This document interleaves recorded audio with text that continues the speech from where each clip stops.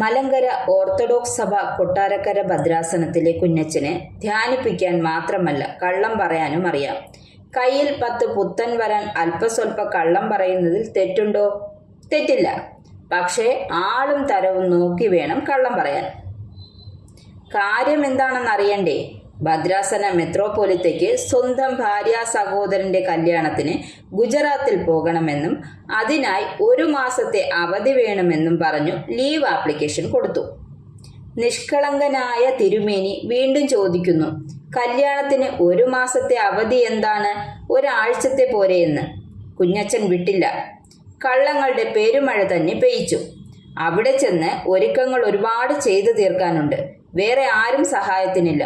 കുറഞ്ഞത് 1 മാസമെങ്കിലും വേണം. അവധി തരാൻ പറ്റുമെങ്കിൽ 3 മാസത്തെ തന്നാലും വേണ്ടില്ലെന്ന് പറഞ്ഞു തിരുമേനിയെ വിശ്വസിപ്പിച്ചു.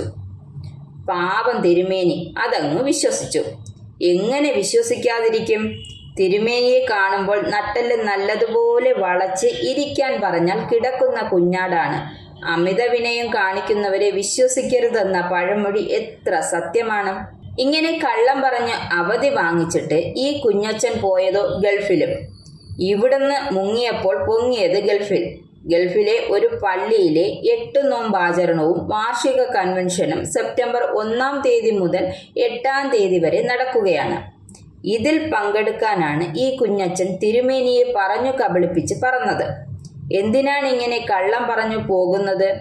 ഇങ്ങനെ കള്ളവും കപടവും കൈമുതലായുള്ള കുഞ്ഞച്ചന്മാരൊക്കെ വിശ്വാസികളെ ധ്യാനിപ്പിച്ചാൽ എങ്ങനെയിരിക്കും?